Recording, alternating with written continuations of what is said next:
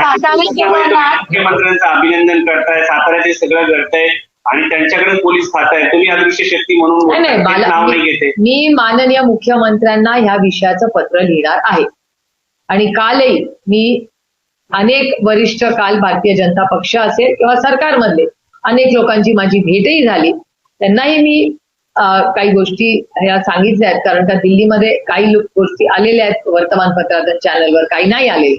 पण हे दुर्दैव आहे की महाराष्ट्राच्यासाठी जी काही साताऱ्याची घटना झाली ही लोकशाहीची हत्या आहे आणि मी माननीय मुख्यमंत्र्यांना याच्यासाठी पत्र लिहिणार आहे.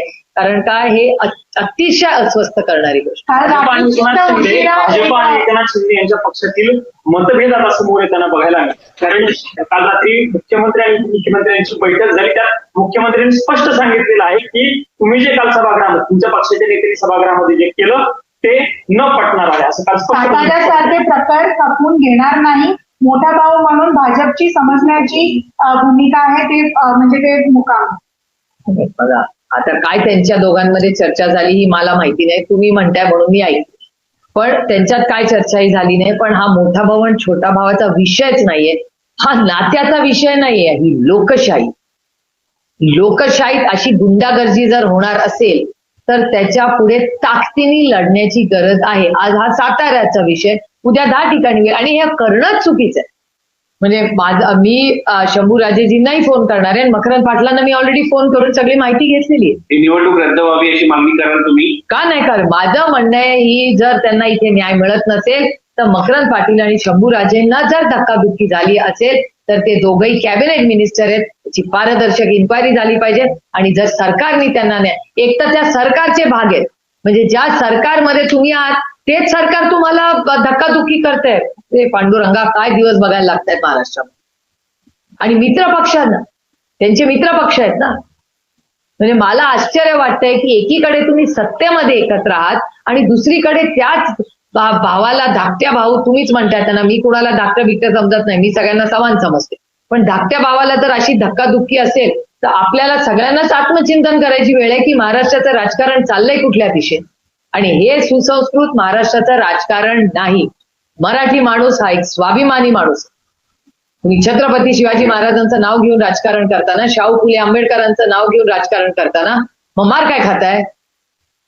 अजित पवार भाजप पक्षांना नेहमी दाबतं अशा पद्धतीच्या चर्चा असतात, वारंवार असतात. पण ह्या घटनेमुळे ते पुन्हा प्रसिद्ध झाले असं म्हणायचं की सोबत असलेल्या तो त्यांचा आणि त्यांच्या युतीचा, आघाडीचा जे काय असेल किंवा त्यांच्या मित्र पक्षाचा अंतर्गत प्रश्न आहे. विधानसभा जागेवर काँग्रेस लढवण्यासाठी तयारी करते आहे. नाही, मला याची काय माहिती नाही. काँग्रेसनी आमच्याकडे काही चर्चा केली नाही. मी तुमच्या चॅनलवर आणि वर्तमानपत्रात वाचलं त्याच्याबद्दल. त्याच्यामुळे जेव्हा काँग्रेसकडे काय प्रस्ताव असेल, पण आमची महाविकास आघाडीला विनंती राहील की दादा अनेक वर्ष तिथे लोकप्रतिनिधी म्हणून दादांनी तिथे काम केलेलं, उत्तम काम केलेलं आहे. आणि आज वहिनींना अशा प्रक्रियेत ह्या सगळ्या सिच्युएशन मध्ये ही जबाबदारी घ्यावी लागते. आमच्याकडून विनंतीच सगळ्यांना राहील की सुनेत्रा वहिनी पवार यांचं इलेक्शन आमच्या तरी मनात आहे की ते बिनविरोध व्हावं. चव्हाणांचा जिल्हा म्हणून मानलं जातं. तुमच्या पक्षातले अनेक नेते तिथे काही कोणतीही घटना घडली आणि दादांच्या किंवा कृती संग्रामावरती जातात. आता या सगळ्या परिस्थितीमध्ये साताऱ्यातील एवढा मोठा देदीप्यमान इतिहास आहे आणि तिथे ही घटना घडते. हे दुर्दैव आहे की 2 मंत्र्यांना धक्काधुक्की होते. म्हणजे मला खरं तर जेव्हा पहिल्यांदाच सांगितलं मला विश्वास पण बसला नाही की ज्या तुम्ही पालकमंत्री आहात तिथले, हिंमतच कशी होते यांच्यावर धक्काधुक्की करायची. मंत्र्यांवर अहो कोणीच धक्काधुक्की कोणाला करू नये. हे गुंडाराज नाहीये, हा भारत आहे. खूप लोकांनी स्वातंत्र्यासाठी स्वतःची आयुष्य घालवली आहे. त्यांनी उभं आयुष्य लढाईमध्ये घालवलं आहे, त्यांनी त्याग केलेले आहेत. अशा परिस्थितीमध्ये तो सगळा इतिहास विसरून आज मित्र पक्ष एकामेकाला धक्काधुक्की करतायत. ती सरकारी यंत्रणा आज मित्र पक्ष, माझं म्हणणं कोणी का असे ना, लोकशाहीमध्ये मग लोकशाही नाहीये का? मग शंभूराजे म्हणताय ते खरं आहे का की या देशामध्ये लोकशाहीचा खून झालाय, हत्या झालेली आहे? ते पुन्हा पुन्हा दिसतंय. आम्ही विरोधक म्हणून बोलत होतो, आमच्यावर अन्याय झालाच ना. ज्या पद्धतीने आदरणीय पवार साहेबांचा पक्ष फोडला, आदरणीय पवार साहेबांना पक्षाच्या पदावरनं ज्या पद्धतीने काढलं हे योग्य होतं का? आमची कोर्टात केस आजही चालू आहे, अन्याय नाहीये. ज्या शरद पवारांनी शून्यातून विश्व उभं केलं, आज त्या माणसाला तुम्ही पक्षावरनं काढून टाकता. आणि त्याची चूक काय? त्याची चूक एवढीच की त्यांनी कष्टाने शून्यातून विश्व उभं केलं, ही त्याची चूक. हा अन्याय नाही. हा उद्धव ठाकरेंवर अन्याय नाही झाला. उद्धवजींचे वडील बाळासाहेब ठाकरेंनी शिवसेना स्थापन केली.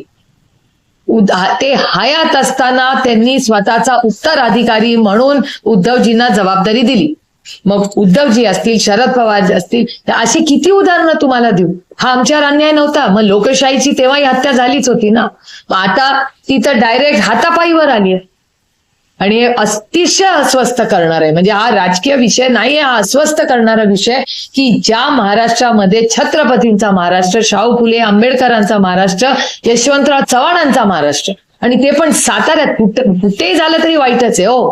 त्यातून पवित्र आपल्या साताऱ्यात जाऊन अशी धक्काधुक्की होते, हे लाजिरवाणी आहे. आणि माझी अपेक्षा आहे की जसं महाराष्ट्राच्या माननीय मुख्यमंत्र्यांनी या खरात केसमध्ये स्टँड घेतला, तसंच राजकीय सगळं बाजूला ठेवून सुसंस्कृत महाराष्ट्राचे सुसंस्कृत मुख्यमंत्री म्हणून माझी माननीय देवेंद्रजींकडून अपेक्षा आहे की याही कष्टामध्ये त्यांच्या कॅबिनेटच्या 2 मंत्री आहेत.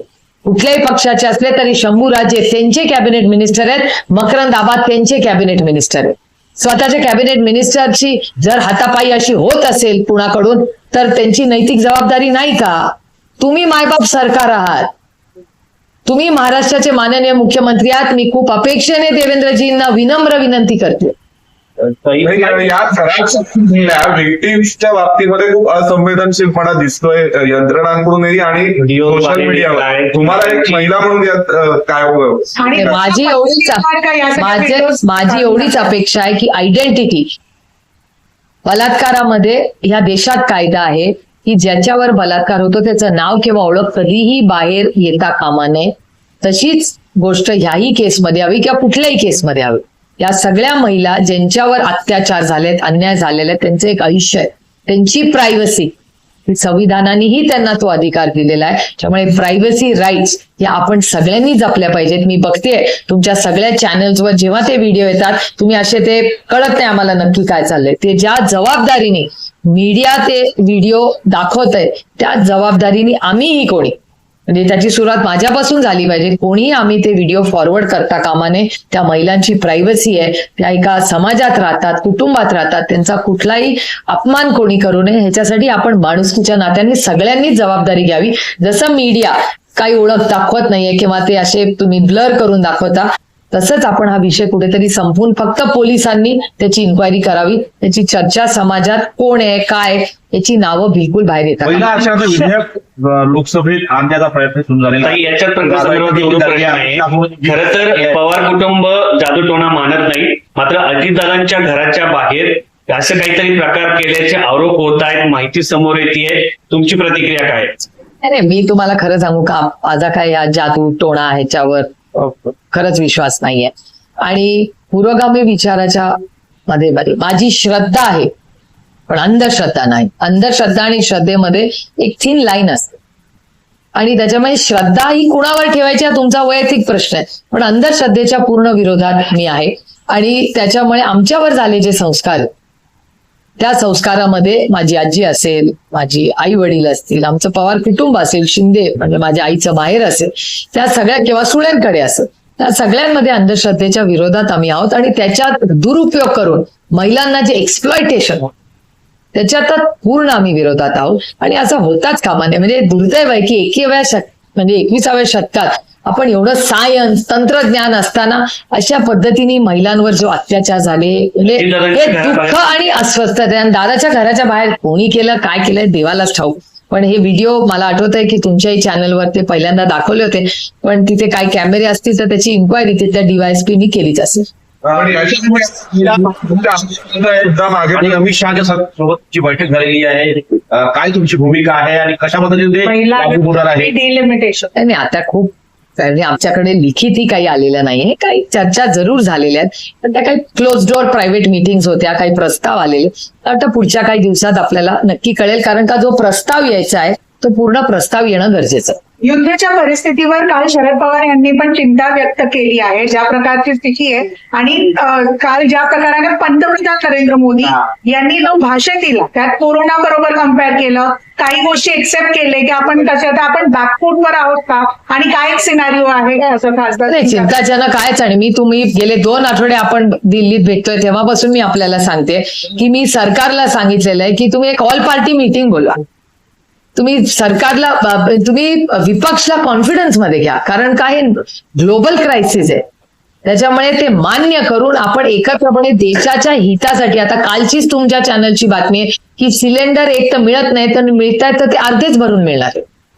हॉटेल, रेस्टॉरंट, किती गोष्टी, MSMEs, बिझनेसेस, किती गोष्टी गेले 2 आठवडे तुम्ही सातत्याने दाखवताय या सगळ्या गोष्टी. सिलेंडर दिला जाईल असं सांग. त्याच्यामुळे मला असं वाटतं की हे ग्लोबल क्रायसिस आहे, त्याच्यात आज तू मेमे करत बसण्यात काही वेळ नको घालूया. आपण सगळ्यांनी मिळून देशाच्या हितासाठी सामान्य नागरिक जो शेवटचा आहे त्याला समान न्याय मिळण्यासाठी आणि तो ह्या युद्धामध्ये भरडला जाता कामा नये याच्यासाठी सगळ्यांनी एकत्र मिळून काम करण्याची गरज आहे. थँक्यू.